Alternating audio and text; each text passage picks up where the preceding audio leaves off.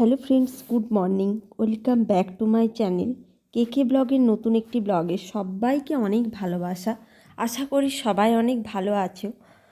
হ্যাঁ, ঠিকই ধরেছ। যাচ্ছি মেদিনীপুর 20 দিন পরে।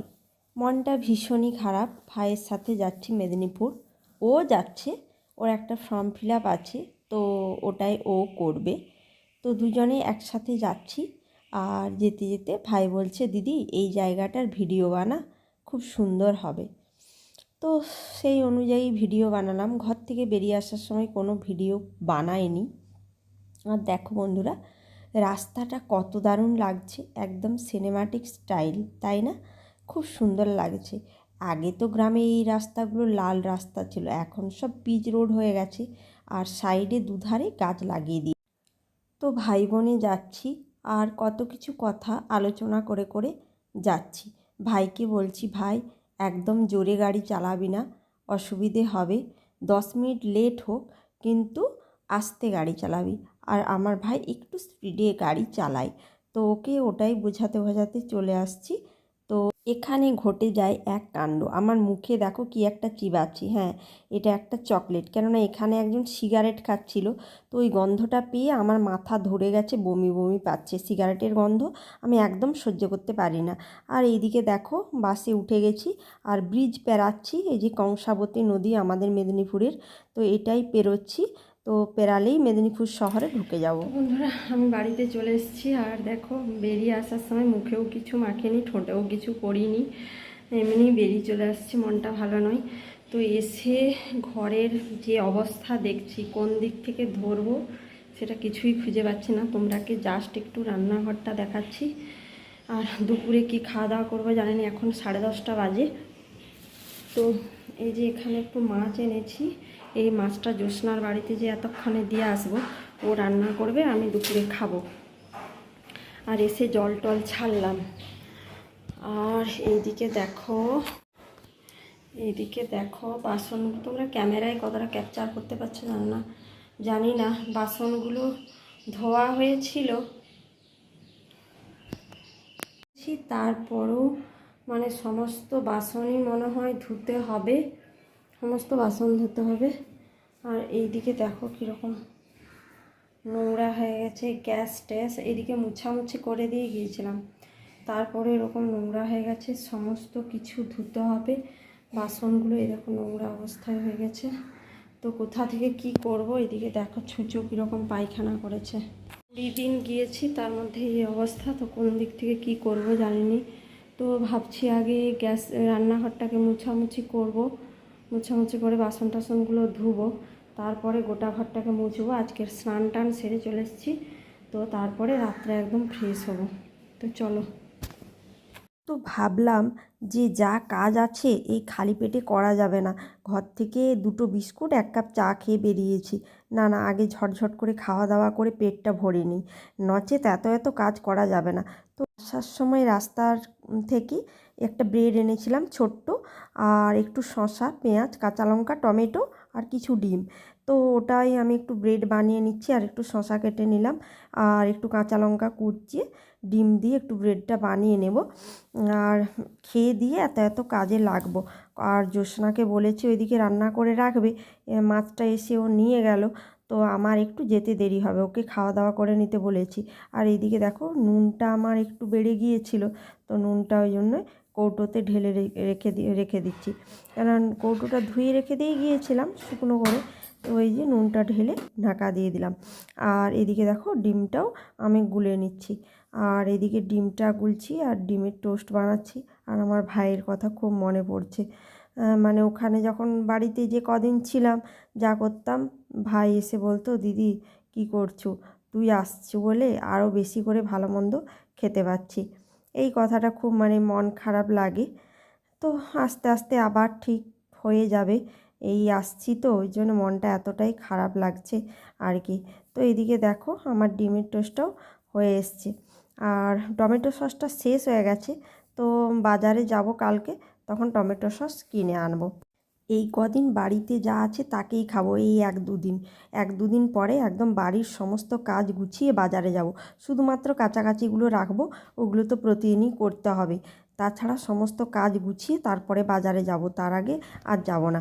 আর এইদিকে দেখো আমার টেস্টি ইয়াম্মি ব্রেড রেডি হয়ে গেছে। তো চলো এটাই এখন খাই। তো বন্ধুরা আগে খাই পেটটা ভরে, এখন প্রায় 11:30 বাজে।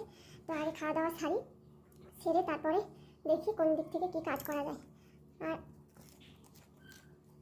টমেটো সসটা শেষ হয়ে গেছে, খাওয়া দাওয়া সারি তারপর কাজকর্মে লাগবে।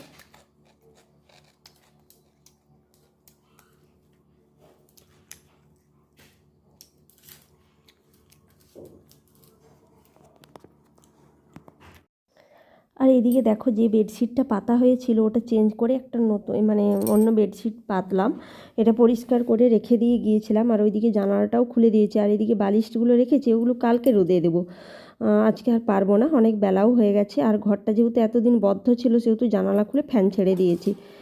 আর এদিকে রেখে দাও বলছি, অত খাওয়া যাবে না। খাওয়া দেখলে ভিডিও করা হয়ে যাবে আমার একটু মানে ও ভাত দাও, তুমি এত তরকারি গরম করে খাও, গরম হয়ে যাবে। আর দোকানে গরম করে ছেড়ে দাও।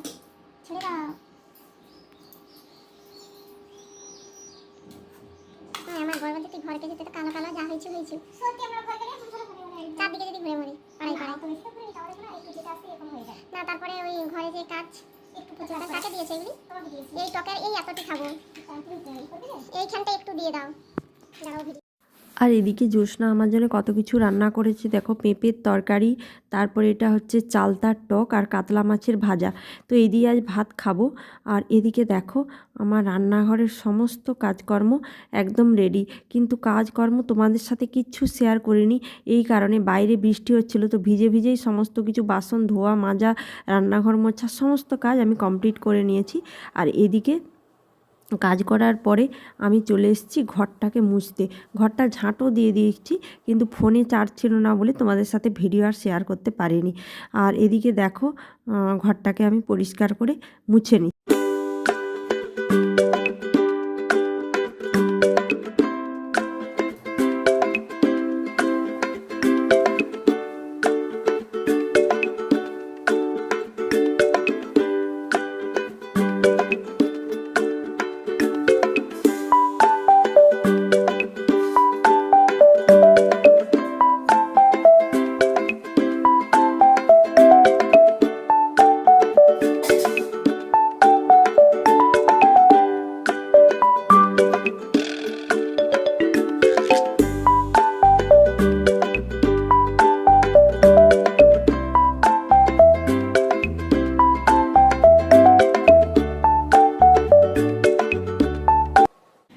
তো বন্ধুরা এখন বাজতে চললো সন্ধ্যা 7টা।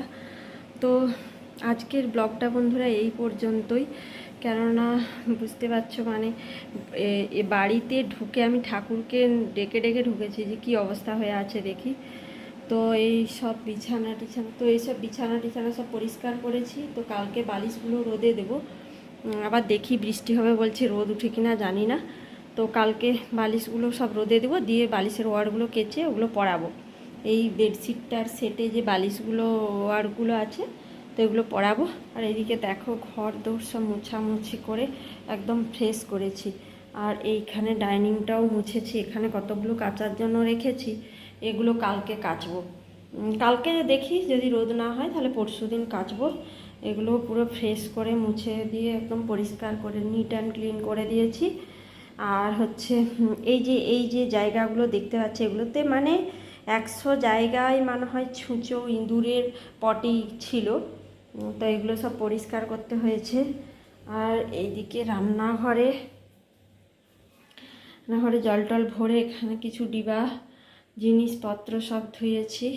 আর এদিকে গ্যাস ট্যাস মুছে কড়া টড়া ঘুরে ধুয়ে পরিষ্কার করেছি। এদিকেও সমস্ত কিছু ধোয়া মাজা, সমস্ত বাসন আবার ঘুরে ধুয়ে পরিষ্কার করেছি, দিয়ে ধোয়া মাজা সব করেছি।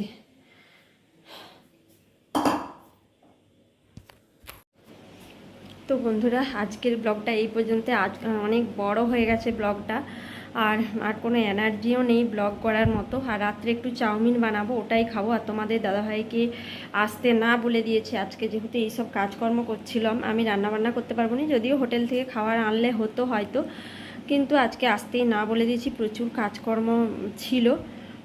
তো ও কালকে আসবে। আর তো আজকের ব্লগটা এই পর্যন্তই। ভালো লাগলে প্লিজ একটি like, comment, share and subscribe করে দেবে।